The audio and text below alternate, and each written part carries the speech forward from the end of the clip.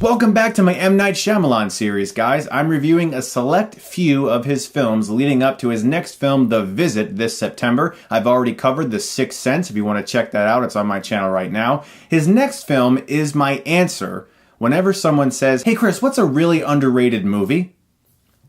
Unbreakable. When you have a hit as big as The Sixth Sense, I'm talking critics loved it, audiences loved it, the Academy Awards loved it. It's really hard to go anywhere but down after that because you are always going to be living up to a certain expectation. Coming off that success with another original movie that's extremely hard to market, Unbreakable never really found its audience in the early 2000s. However, if you ask people nowadays what their favorite M. Night Shyamalan film is, a surprising amount of people respond with Unbreakable. Now, as a warning, similar to my review of The Sixth Sense, this review is going to contain some spoilers.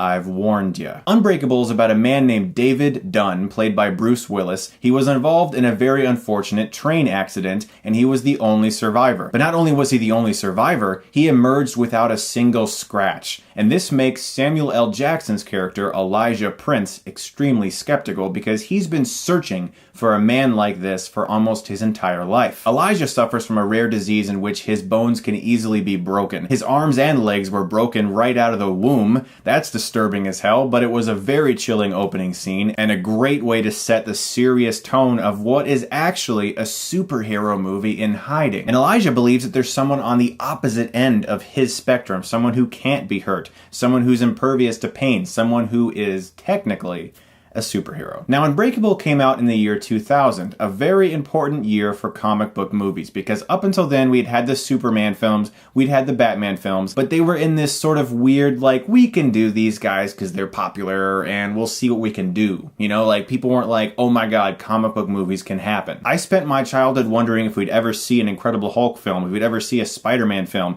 if we'd ever see an X-Men film, which is what happened in the year 2000 when Bryan Singer so excellently brought the X-Men to life. But as you guys know today, comic book movies are everywhere. They're the most popular genre in film right now in regards to box office gross. And a movie like Unbreakable is the kind of movie that a really smart director would make today. In the year 2015, critics would go and see it and go, wow, what a breath of fresh air from the everyday comic book movie to see this serious take on the genre. Except it was made 15 years ago before the explosion happened, which makes it all the better. Now, as you guys saw in my review of The Sixth Sense, I love that movie, and this may be an unpopular opinion, but I like Unbreakable even more. I think it's a better film in almost every way. I think it's better acted. I think it's better directed. I think that as a story, it's infinitely more interesting and even more original than The Sixth Sense was, because The Sixth Sense has great ideas and it's a very effective movie with terrific virtually everything. But I found Unbreakable to be an infinitely more watchable movie with far more replay value. So let's analyze this thing. After the opening credits, we get this incredible one take on a train with Willis, and you learn so much about him instantly. You see him take off his wedding ring as a cute girl approaches. You hear him talking about his fear of water. You learn almost every major point you need to know about David Dunn in one take. As a self-professed comic book fan, Shyamalan looked at these characters, the hero and the eventual villain, which was revealed in the twist, which we'll talk more about later, and he gave them both signature colors. Elijah's is purple. In his office, the walls are painted purple. Most of the clothes he wears throughout the movie have purple involved in some way. David Dunn's character is green. The security poncho that he wears when he's at his job at the university stadium is a shade of green. Quite often the clothes that he is wearing is a shade of green, as well as the way his house is directed. These subtle things have virtually no effect on the story, but what I really appreciate about it is that it shows that Shyamalan was really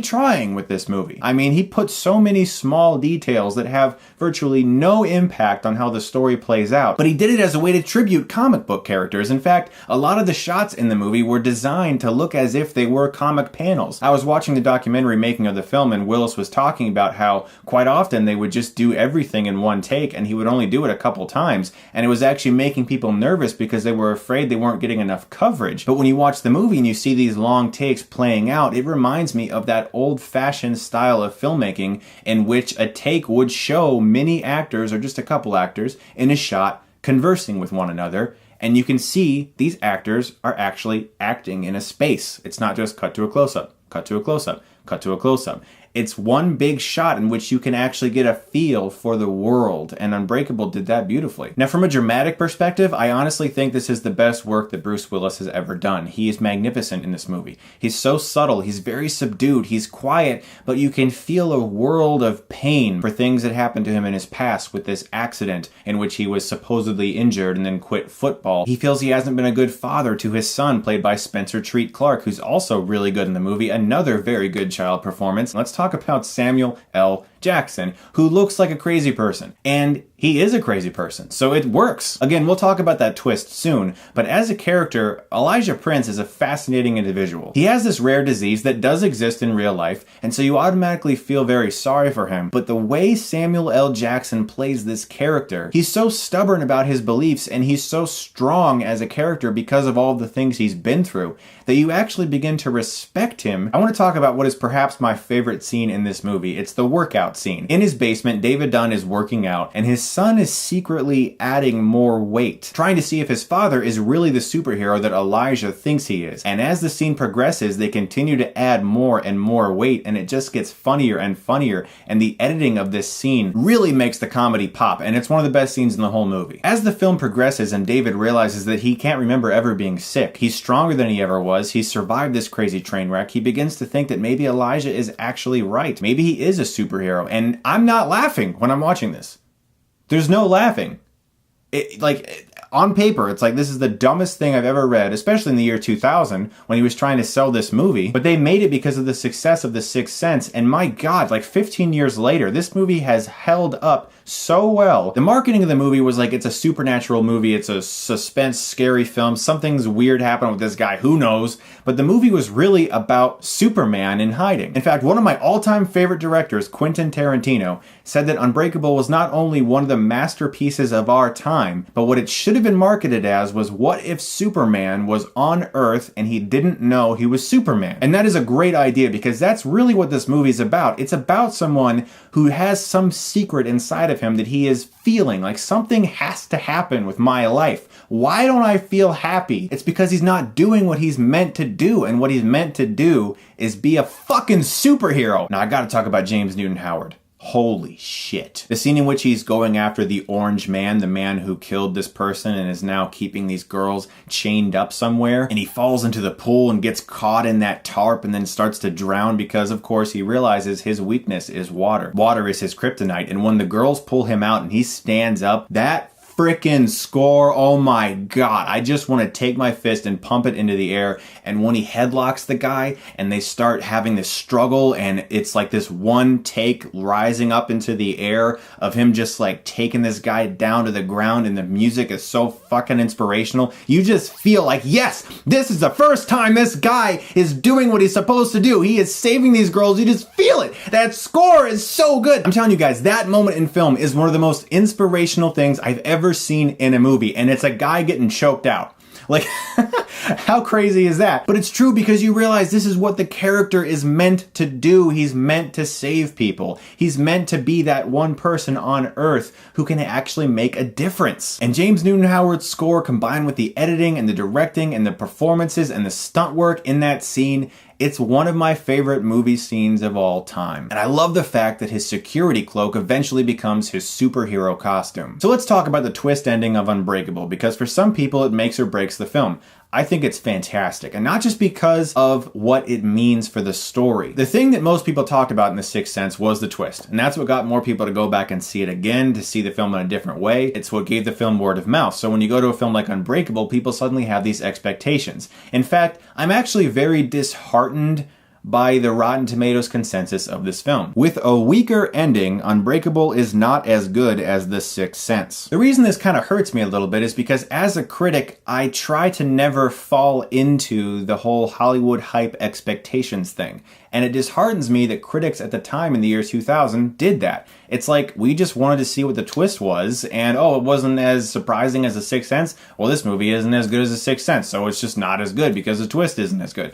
It's a completely different movie in every way. To compare it to The Sixth Sense is so fucking dumb. Just because it's made by the same director, you don't compare completely different films and say one of them isn't as good simply because the ending wasn't as good as the last one. What Elijah says at the end of this movie is that you can always tell who the villain is going to be because he's the exact opposite of the hero, and sometimes they're friends. Like in Unbreakable. The ending of Unbreakable works on almost every level once you discover that Elijah was the one who was setting up various disasters. One of the biggest complaints I've heard about the ending is that it feels a little unnecessary, which I can understand because it doesn't necessarily feel warranted or earned on the first viewing because it feels totally out of left field. But when you rewatch the movie multiple times and you see hints at Elijah being the person who's behind all this, it really fits together very nicely. Also, the movie needs a villain, and that villain is eventually revealed to be Elijah. Now look at most comic book superheroes. It's a very common trend in comic books. The villain is almost always directly involved with the creation of the superhero, and Unbreakable tells the same story.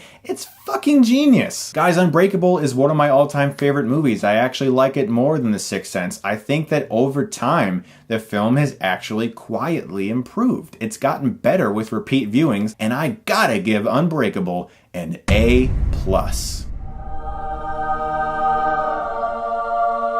If you've never seen this movie, first off, why'd you watch this review? It's all spoilery, but anyway, definitely check out Unbreakable. It's a great film. I think it's very underrated and very overlooked. My next M. Night Shyamalan review is not going to be Signs because I've already done like a 30-minute in-depth analysis of Signs. I have nothing else to say about it. That video is on my channel right now if you want to check it out. It's called Signs Analyzed. My next review is going to be for The Village, which is a very polarizing Shyamalan film, and I'm excited to talk to you guys about it because that was one of my most anticipated movies of all time back in the day. Guys, thank you so much as always for watching. I greatly appreciate it. And as always, if you like this, you can click right here and get Stuckmanized.